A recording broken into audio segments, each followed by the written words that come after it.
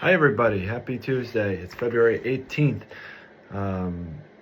Today I want to talk a little bit about, because this matter just came up, but I wanted to talk a little bit about what happens in Ohio and why it's so important to get your estate planning done after you get divorced. I talk with most of my divorce or dissolution clients about how important this is, but most of the time it falls on deaf ears, or they don't have a lot of money, or they've just been through a traumatic time in their life, so the last thing they want to do is think about the next, another traumatic time in their life. But it's very important to do your estate planning after you're divorced for many reasons.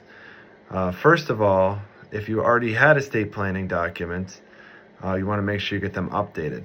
Your spouse is probably listed as your executor and your power of attorney, your healthcare power of attorney, and obviously you don't want that anymore. You want to probably bump everybody up in line, whether that's adult children or siblings or friends or whoever that's going to be. You want to make sure those crucially important documents are still in place with somebody that you want to make those decisions for you now that you're divorced.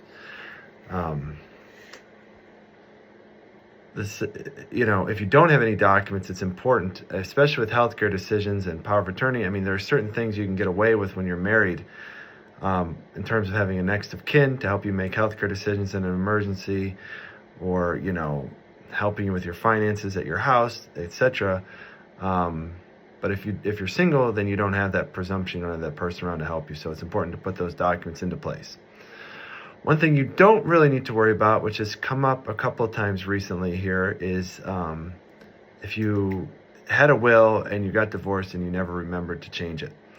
You don't need to worry about it, at least for one reason. Okay, so the Ohio Revised Code in section 2107.33 has a provision in it that says that if after executing a will, the testator is divorced, obtains a dissolution of marriage, has the marriage annulled, or a separation agreement, to which the parties intend to fully and finally settle their respective property rights in the property of the other, any disposition or appointment of property made by the will to the former spouse or to a trust with powers created by or available to the former spouse, any provision in the will conferring a general or special power of appointment on the former spouse, and any nomination in the will of the former spouse as executor, trustee, or guardian shall be revoked unless the will expressly provides otherwise.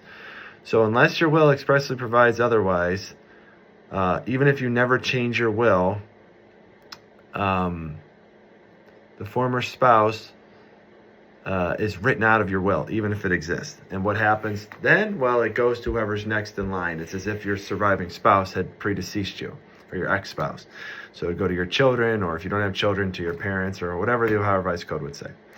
Now, another reason to do it, even I'm not trying to say not to worry, is because it's very important in Ohio probate law to have an executor. So if your husband or your ex-wife was your executor and now you're not married, they're going to also be written out of that part of the will.